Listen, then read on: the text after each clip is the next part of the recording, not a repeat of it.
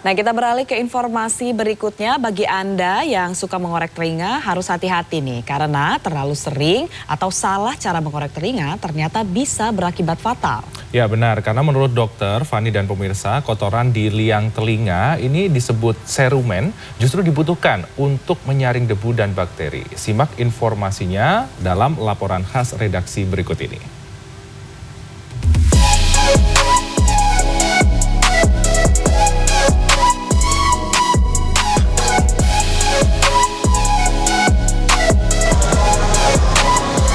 Lega juga. Ngapain sih? Hati-hati, bahaya loh.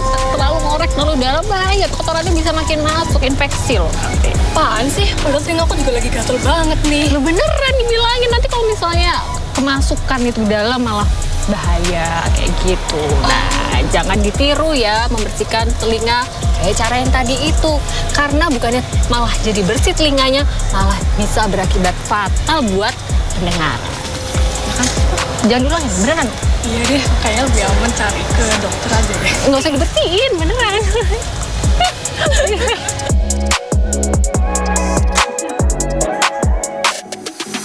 Telinga bagian tubuh yang berfungsi untuk mendengar ternyata juga memproduksi kotoran atau getah telinga yang bertekstur lengket dan dinamakan serumen. Serumen berfungsi untuk menyaring kotoran sekaligus menjaga kelembapan telinga. Telinga yang kering atau memiliki sedikit serumen biasanya lebih sering terasa gatal. Aroma khas pada serumen juga tidak disukai serangga dan bisa mencegah serangga masuk ke dalam telinga kita. Sayangnya, sebagian besar masyarakat menganggap serumen adalah kotoran telinga yang harus dihindari. Inilah yang mendorong kita membersihkan telinga dengan cara mengoreknya.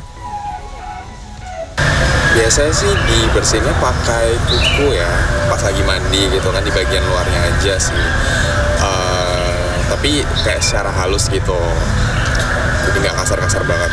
Soalnya kadang pernah juga sampai berdarah juga. Biasanya tuh pasien katen batnya tuh yang bulat, jadi bukan yang runcing, yang bulat, terus kayak diputar-putar aja.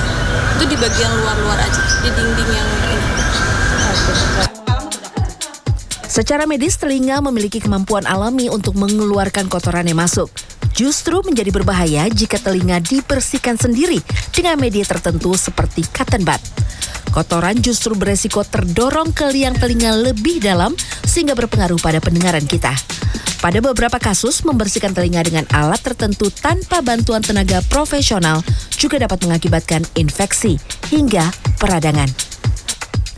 Bukan hanya dengan cotton bud, tapi juga dengan pengorek kuping dari bahan logam hingga yang elektrik. Kalau kita pakai alat, bisa saja dia lebih masuk lagi. Kalau dia lebih masuk lagi ke dalam, berarti tambah susah dikeluarkan. Karena waktu orang itu mengeluarkan, dia kan blind. Artinya dia kan nggak bisa lihat kan.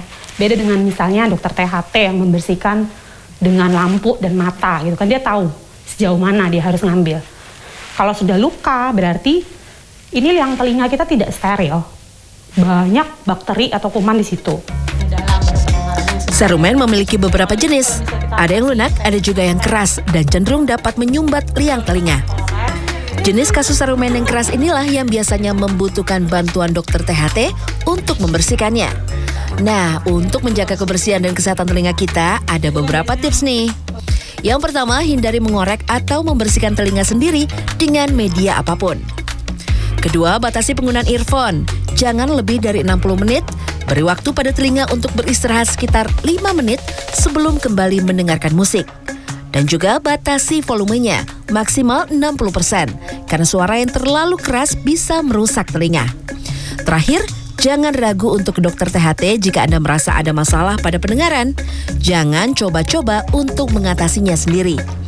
Dan meski tidak mengalami gangguan, sebaiknya tetap lakukan pemeriksaan rutin ke dokter THT setiap 6 bulan sekali. Ingat, mencegah lebih baik daripada mengobati. Gea Clarissa, Heru Sudarmanto, Surabaya, Jawa Timur.